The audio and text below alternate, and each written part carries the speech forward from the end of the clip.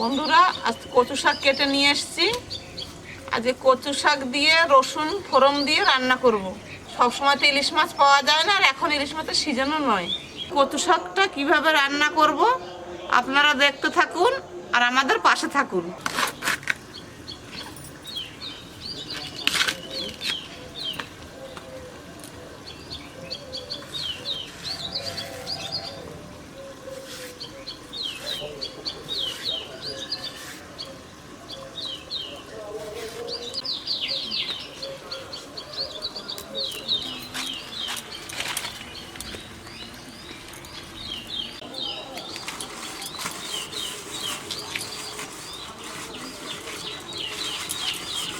নিচের যে কচুটা এটাও দিয়ে দেবো।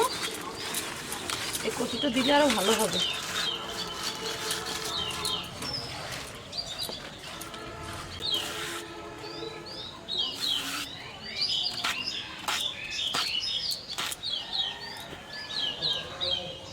উনুন ধরে গেছে, কড়াইটা বসিয়ে নেব। কচু শাকগুলো ভালো করে কেটে ধুয়ে নিয়েছি, এখন একটু ভাপা দিয়ে নেব।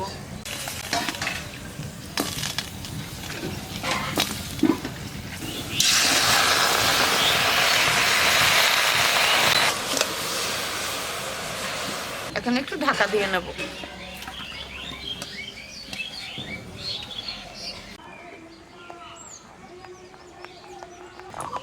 এখন ঢাকাটা খুলে দেখি সিদ্ধ কতটা।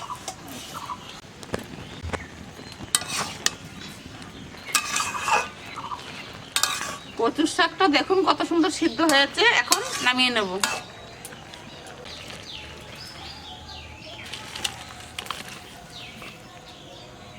রসুনগুলো এখন থেতো করে নেব।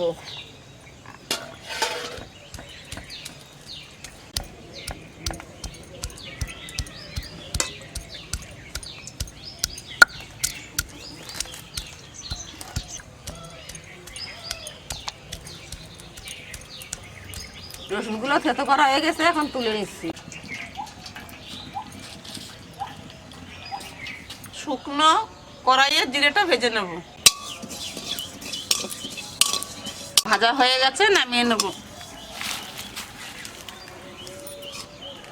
জিরেটা এবার বেটে নিচ্ছি।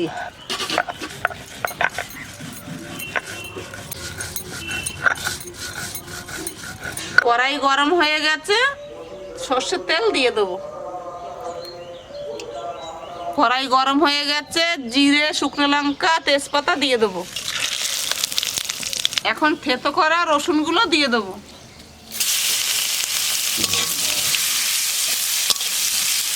এখন কাঁচা লঙ্কা ফাটিয়ে দেবো।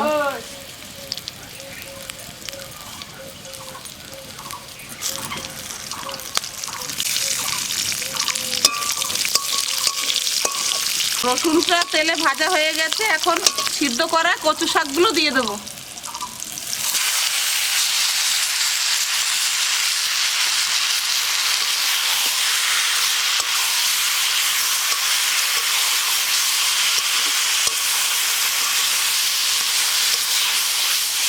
পরিমাণ মতো লবণ,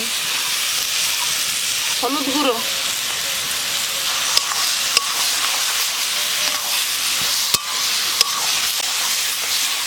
জিরে বাটা হয়ে গেছে, এবার তুলে নিচ্ছি।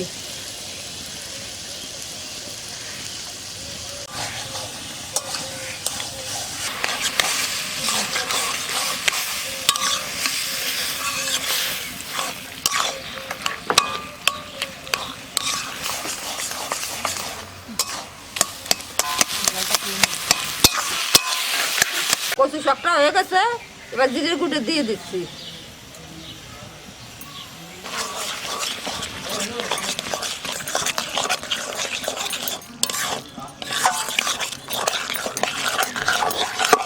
কচু শাকটা হয়ে গেছে, এবার নামাই দিচ্ছি।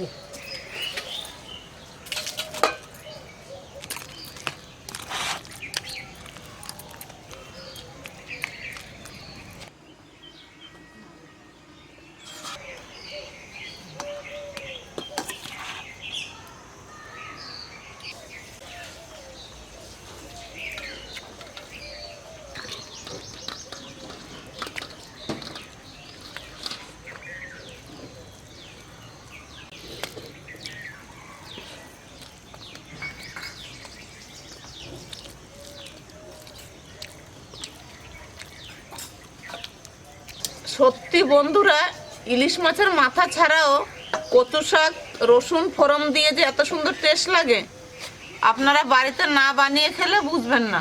আপনারা একবার বাড়িতে বানিয়ে খান, তারপরে আমাকে কমেন্ট করে জানাবেন কেমন খেতে লাগছে।